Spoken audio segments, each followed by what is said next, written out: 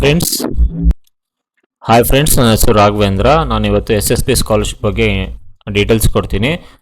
ಏನು ಡೀಟೇಲ್ಸ್ ಅಂದರೆ, first year engineering ಯಾರ್ಯಾರು CET ಥ್ರೂ ಅಡ್ಮಿಷನ್ ಆಗಿದ್ದಾರೋ ಅವ್ರದ್ದು ಇನ್ನೂ ಸ್ಕಾಲರ್ಶಿಪ್ ಅಪ್ಲೈ ಆಗ್ತಾ ಇಲ್ಲ. ಏನಕ್ಕೆ ಅಪ್ಲೈ ಆಗ್ತಿಲ್ಲ ಅದ್ರ ಬಗ್ಗೆ ಡೀಟೇಲ್ಸ್ ಕೊಡ್ತೀನಿ.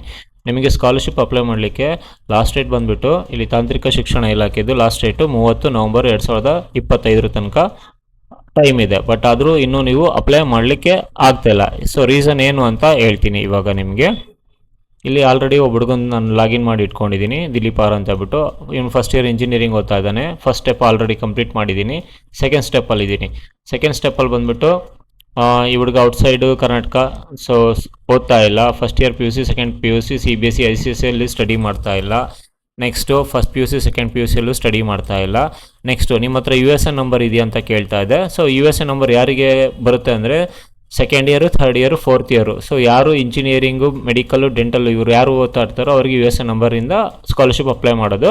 ಫಸ್ಟ್ ಇಯರ್ನವ್ರಿಗೆ USN ನಂಬರ್ ಯಾರು ಕೊಡ್ತಾರೆ? ಕೆಲವೊಂದು ಯೂನಿವರ್ಸಿಟಿ ಮಾತ್ರ ಕೊಡ್ತಾರೆ. ಅದು GM ಯೂನಿವರ್ಸಿಟಿ ಮತ್ತು ರೇವಾ ಯೂನಿವರ್ಸಿಟಿಯವ್ರು ಮಾತ್ರ ಕೊಡ್ತಾರೆ.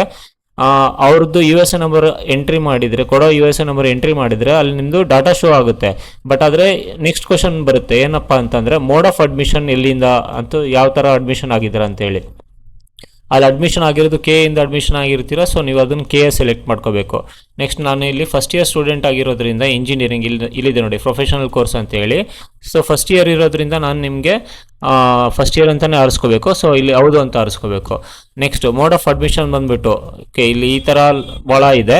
ಇದರಲ್ಲಿ KAನೇ ನಾನು ಸೆಲೆಕ್ಟ್ ಮಾಡ್ಕೊತೀನಿ. ನೆಕ್ಸ್ಟು KA ಮತ್ತು NEET. So engineering, BSc nursing, BTech ಅದೆಲ್ಲ ನಿಮಗೆ KA ಬರುತ್ತೆ. ಮೆಡಿಕಲ್ಲು ಮತ್ತು ಡೆಂಟಲ್ ಅವರು ನೀಟು. ಓಕೆ, ಎರಡು ಒಂದರಲ್ಲೇ ಬರುತ್ತೆ. ನೆಕ್ಸ್ಟ್ ನಾನು ಫಸ್ಟ್ ಇಯರ್ ಇಂಜಿನಿಯರಿಂಗ್ ಓದ್ತಿರೋದ್ರಿಂದ ನಾನು UG ಸೆಲೆಕ್ಟ್ ಮಾಡ್ಕೊತೀನಿ. ಓಕೆ, ಈ ಹುಡುಗೊಂದು ರಿಜಿಸ್ಟರ್ ನಂಬರ್ ಬಂದುಬಿಟ್ಟು CET ನಂಬರ್ ಬಂದುಬಿಟ್ಟು DV223 ಅಂತ ಇದೆ. ಅಡ್ಮಿಷನ್ ಆಗಿರೋದು 2025 ಅಂದರೆ ಕೌನ್ಸಿಲಿಂಗ್ ಇಯರು. ಯಾವುದು ಕೋರ್ಸು? ಇಂಜಿನಿಯರಿಂಗು. ಸೊ ಇಲ್ಲಿ ಗೆಟ್ ಡಾಟಾ ಹೊಡಿದ್ರೆ ಏನಂತ ಬರ್ತಾ ಇದೆ, KE ಅವರು ನಿಮ್ಮ ಡಾಟಾನ ಇನ್ನೂ ಶೇರ್ ಮಾಡಿಲ್ಲ. ಇಲ್ಲಿದೆ ನೋಡಿ, after KEA shares this data with SSP. ಅಂದರೆ KE ಅವರು DV223 ಈ ನಂಬರಿಂದ ಈ ಸ್ಟೂಡೆಂಟು ಯಾವ ಕಾಲೇಜಲ್ಲಿ, ಯಾವ ಕೋರ್ಸಿಗೆ, ಯಾವ ಕ್ಯಾಟಗರಿ ಮೇಲೆ ಅಡ್ಮಿಷನ್ ಆಗಿದ್ದಾನೆ ಅನ್ನೋ ಒಂದು ಡೀಟೇಲ್ನ ಇವರು SSP ಅವರಿಗೆ ಶೇರ್ ಮಾಡಬೇಕು. ಸೊ ಎಲ್ಲಿ ತನಕ ಇವ್ರು ಶೇರ್ ಮಾಡಲ್ವೋ ಅಲ್ಲಿ ತನಕ ನೀವು ಸ್ಕಾಲರ್ಶಿಪ್ ಅಪ್ಲೈ ಮಾಡ್ಲಿಕ್ಕೆ ಬರೋದಿಲ್ಲ. ಸೊ ಸ್ಕಾಲರ್ಶಿಪ್ ಅಪ್ಲೈ ಮಾಡೋದಕ್ಕೆ ನಿಮ್ಗೆ ಏನಾದರೂ ಡೌಟ್ ಇತ್ತು ಅಂದರೆ ನೀವು ನನ್ನ ಕಾಂಟ್ಯಾಕ್ಟ್ ಮಾಡ್ಬೋದು. ನಾನು ನಿಮಗೆ ಬೇಕಾದ್ರೆ ಅಪ್ಲೈ ಮಾಡಿ ಕೊಡ್ತೀನಿ. ಮತ್ತು ನನ್ನ ಚಾನಲ್ನ ಸಬ್ಸ್ಕ್ರೈಬ್ ಮಾಡಿ, ಇನ್ನು ಬಿಟ್ಟಾಗ ಎಲ್ಲ ನಿಮಗೆ ಅಪ್ಡೇಟ್ ಮಾಡಿ ಕೊಡ್ತೇನೆ. So thank you.